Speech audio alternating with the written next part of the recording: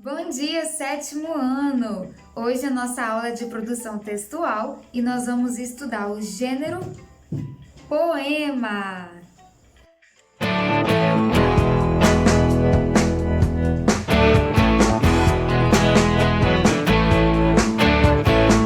Esse gênero nasceu na Grécia Antiga, onde os gêneros literários épico, que é esse que cantava as guerras, né, falava sobre grandes feitos, as navegações, o gênero lírico, que é esse que fala sobre o amor, a natureza, e o dramático, que é onde eu tenho ali a presença, né, a figura de um ator, também eram considerados poemas. Hoje em dia, o poema é ainda um gênero muito vinculado à literatura, mas nós também enxergamos ele como um gênero textual, assim como a carta, o jornal, o bilhete, entre vários outros que existem por aí. Então, vamos lá comigo aprender como é a estrutura de um poema. Canção do Exílio. Um dia segui viagem sem olhar para o meu ombro. Não vi terras de passagem, não vi glória nem escombros.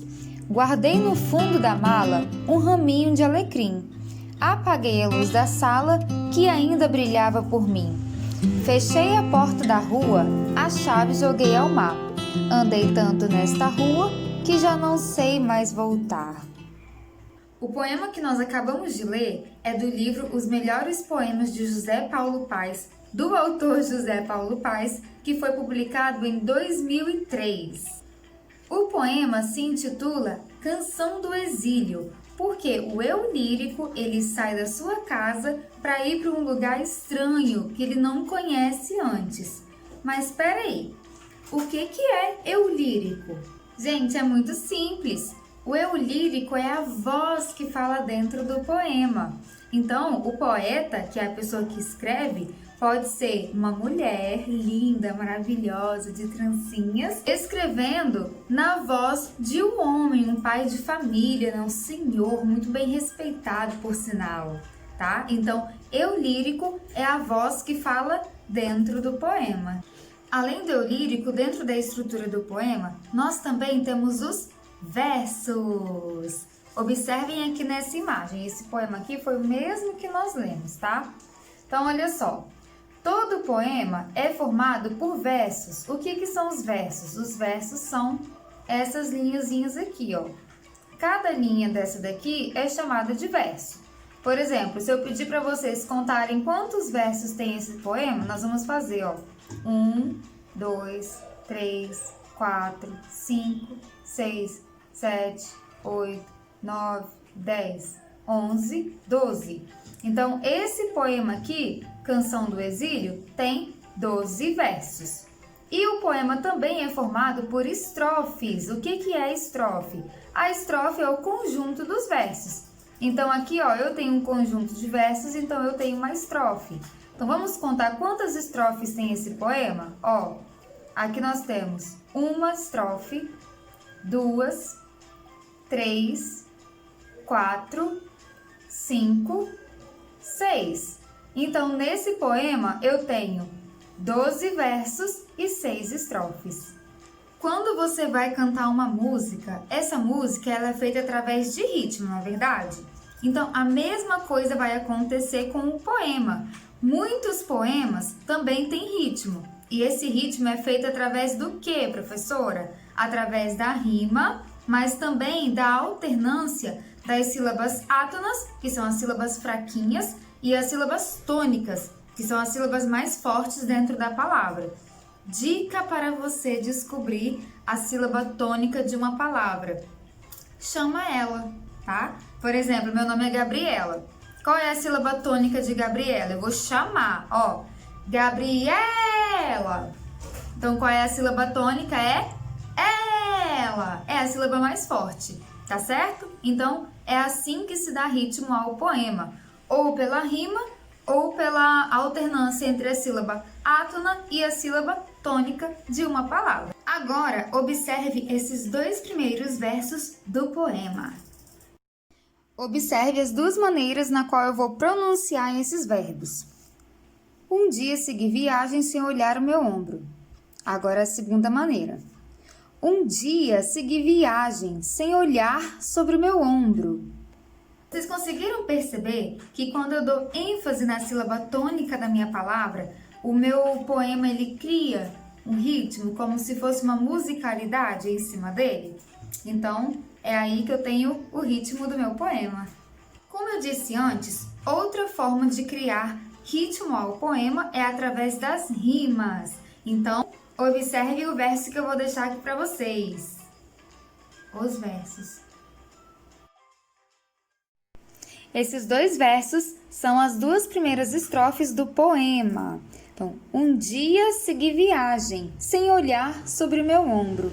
Não vi terras de passagem, não vi glórias nem escombros. Então, vocês podem observar que o que ajuda a dar ritmo nesses versos, nessas duas estrofes, é a rima que eu encontro em viagem com passagem e ombro e escombros. Agora que nós já aprendemos um pouco sobre a rima, o verso, a estrofe e o ritmo, nós vamos ver um pouquinho mais sobre os tipos de versos e alguns outros recursos poéticos.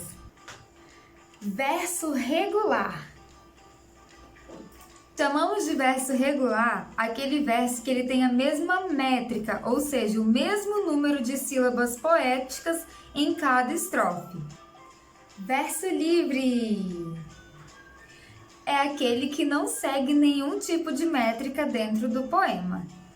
A forma como você conta as sílabas poéticas é bem diferente da forma como você conta as sílabas gramaticais. Por que isso acontece? Porque lá antigamente, quando o poema ele era feito para ser cantado e não para ser lido ou escrito, tá? Até porque eram pouquíssimas as pessoas que sabiam ler e escrever. Então, eu vou mostrar aqui agora para vocês como é que você faz para contar a sílaba poética de um poema. Vamos comparar as sílabas gramaticais das sílabas poéticas primeiro. Então, lá em cima, ó, que tá assim, não sei se é fato ou se é fita. Aqui eu fiz uma separação gramatical, que é aquela que você aprende nas aulas de gramática, né? A separar as sílabas. Já embaixo eu tenho as sílabas poéticas, que são separadas de acordo com a fala e o ritmo do poema.